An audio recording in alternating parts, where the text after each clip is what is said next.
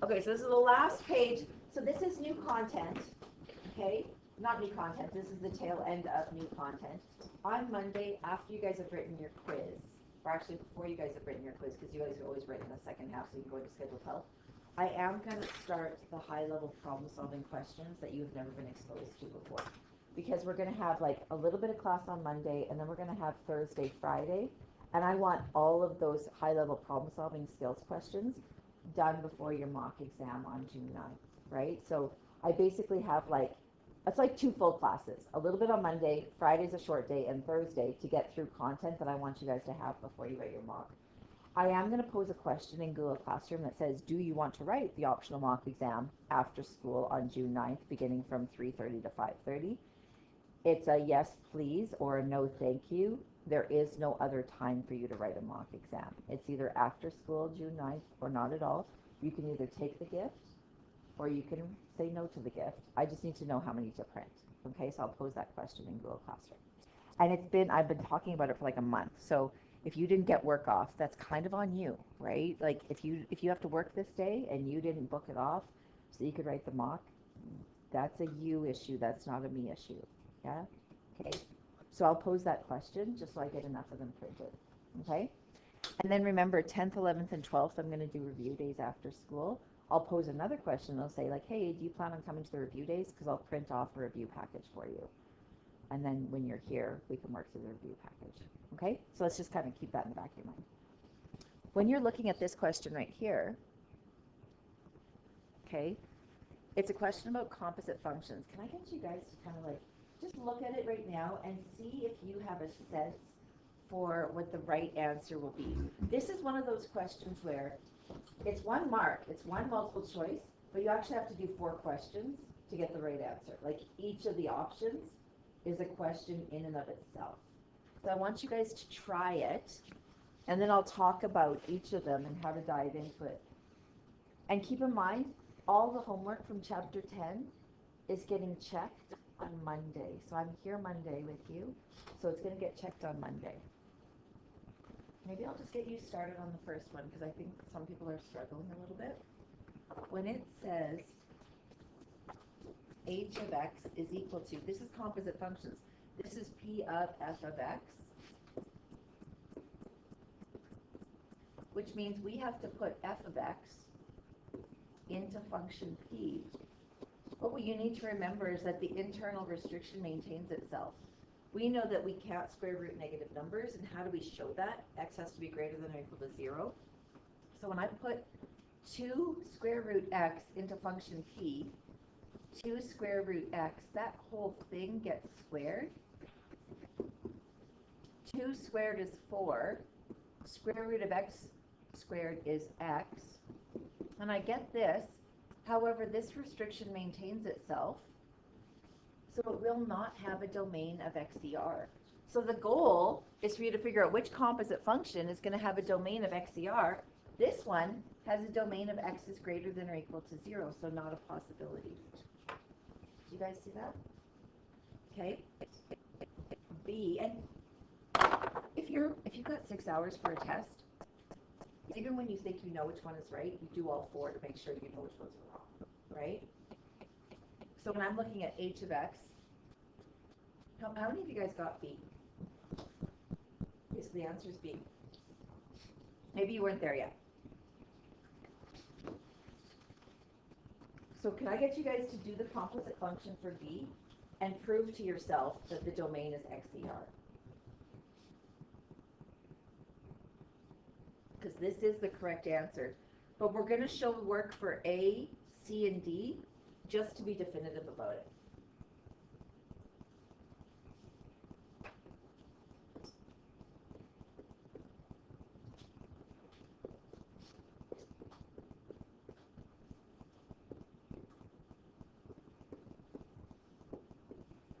Now guys, you need to know that an exponential function has a domain of XCR. Like we did exponential functions, that was unit 3. We know exponential functions are XCR, and then they've got that horizontal asymptote, but the domain is XCR. There's no restrictions. X can be anything we want, right? So we know that the internal restriction does not exist. There is no restriction on x for the internal function.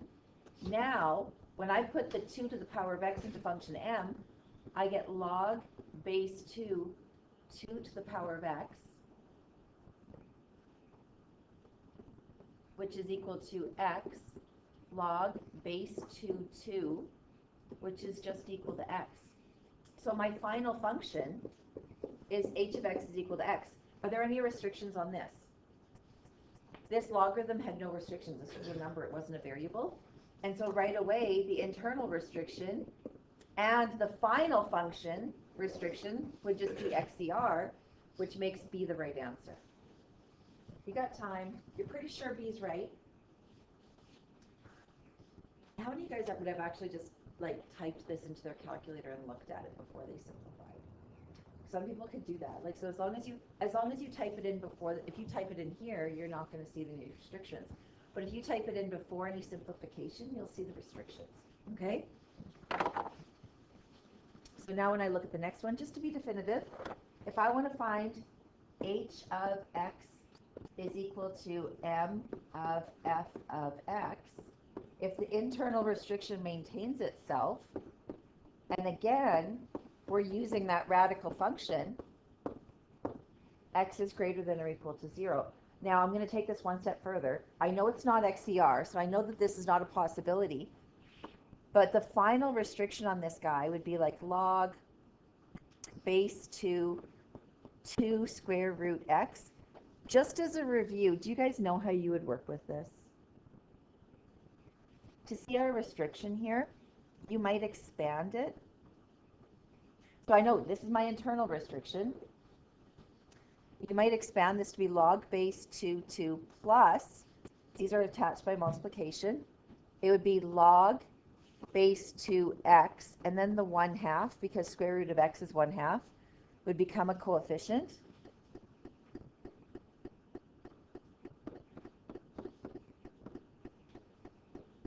The final restriction, because there's an asymptote, would be x is greater than 0. So it would trump the or equal piece here. Okay, it wouldn't be or equal anymore. It would just be x is greater than 0. Did you guys see that? So again, not XCR, but this should be something that would be doable for you guys. Like, does this look like merging your logarithms with your composite functions? And then the final h of x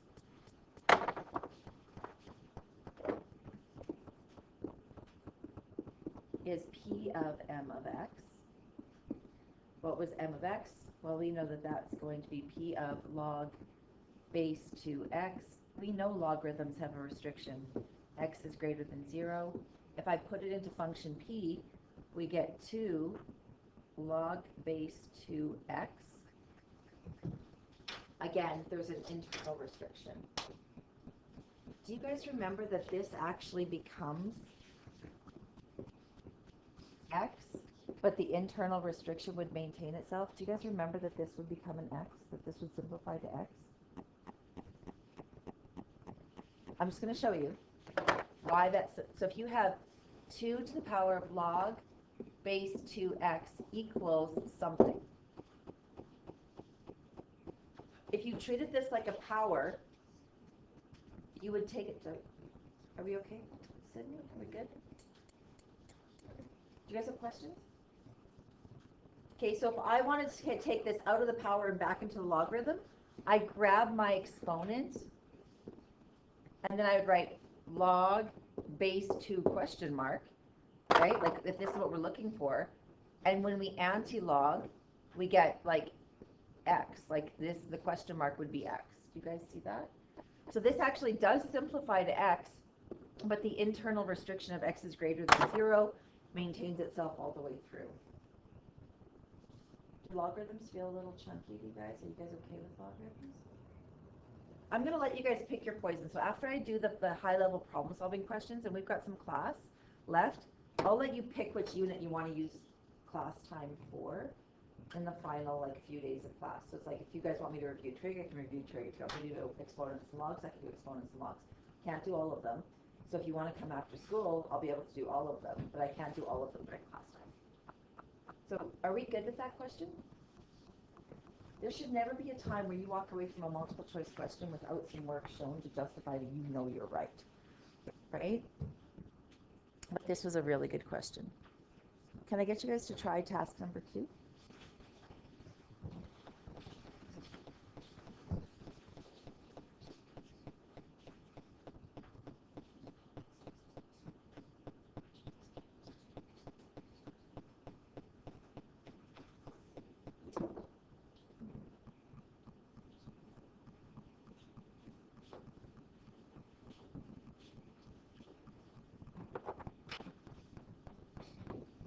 Make sure you're using the right function names all the way through, and make sure your final answer uses the correct function name, okay? Because there's so many functions listed.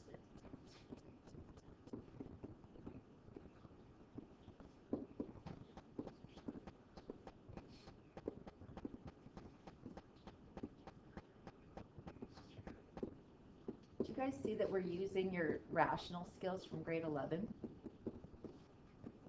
You have a common denominator, so you keep the denominator, you add the numerators, and we get 3x squared minus 6x all over x minus 2. Where would you guys go from here?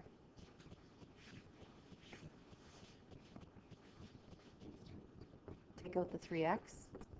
We're left with x minus 2. X is a non-permissible value. X cannot equal 2, right? And then we would divide common factors to get 3x. So when I bring it back, my j of x is going to be 3x. X cannot equal 2. How would the x cannot equal 2 present itself? Point of discontinuity. This would be a linear function with a point of discontinuity at 2 and 0. 2 and 6. I don't know where 0 came from. Are you guys okay with that? Okay. Now this one is a strong conceptual understanding question, task number 3. First time I saw it actually hurt my brain a little bit. Like I was just like, what? Like if there was ever a curveball question out there, this is the one where I was like, I just can't get my head wrapped around it. And it took me a little bit to kind of just slow down and like approach the question in a confident way. And then it was like, okay, yeah, I get this.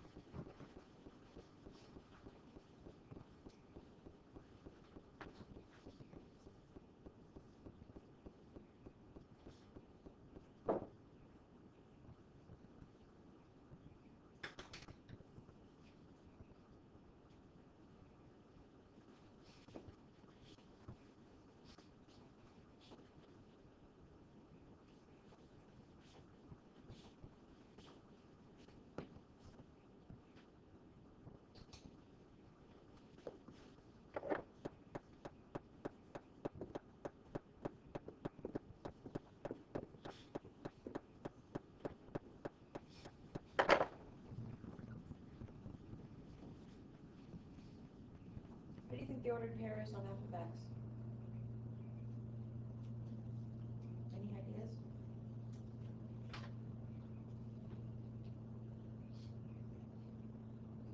Okay, this is the part that bugs me. They say, oh, okay, we've got g of x, and they say the ordered pair that's on g of x is 3 and 4. They don't give it to you in function notation. This is function notation. What if you wrote that in function notation? What would it look like? So g of 3 equals 4, yes? Now, it says 3 and 8 lies on h of x. Okay, so h of x has this ordered pair 3 and 8. So irritating that they used a and a prime when they had like functions defined with different letters. Why not use function notation? So h of 3 equals 8. So how do I know this? G of 3, h of 3 could I come back here and say h of 3 is equal to f of g of 3? Would that be like a logical move to put the 3 in for the g, because we clearly see that we've got g of 3 was the ordered pair and h of 3 was the ordered pair. Okay. What's h of 3? 8.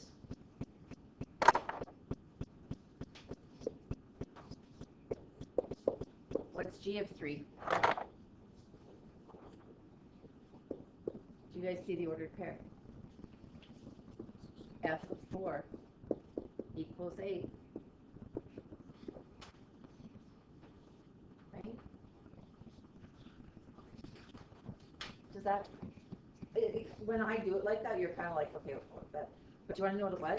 They didn't give you the ordered pair in function notation, so it's hard for you to like take an ordered pair and grasp composite functions with an ordered pair that isn't in function notation. If you put it into function notation, it's plug and shove. Like it's just like plug in the numbers that you have in the appropriate spots. Conceptually, the first time I did this conceptually, I was like, okay, so internal function is 3 and 4, and this is my g of x. My y value of g becomes my f, my fx value, and then the final output must have been 8, right? Like, and it was kind of like, but it was like this, it hurt my brain to kind of reason through it that way. Does that make sense? Like it was just, never mind. So if you put it into function notation, it just becomes a nice and easy, oh, I can see that f of 4 was 8, so we have 4 and 8, right? And it's a little bit more straightforward. Okay, so I just finished the last unit of new content, so new algebra, whatever. Everything else I'm going to be teaching you guys next week is going to be high-level problem solving you haven't been exposed to. We're going to finish it by Friday of next week. It will be on your mock final exam on June 9th. Okay, and then we're going to have class on Tuesday, Friday, Monday, and I'll say pick your poison. Which unit do you want me to review the most? And then we'll review during class time, but I'll also offer up after school on Tuesday, Wednesday, Thursday, the week before your diploma exam. If you guys want me to stay like June 16th, the day before your diploma exam, and just hang out after school and answer homework, like diploma exam questions with you guys, I'll stay after school on the 16th too. I'll stay when you guys want me to. Okay? So what you guys are going to work on now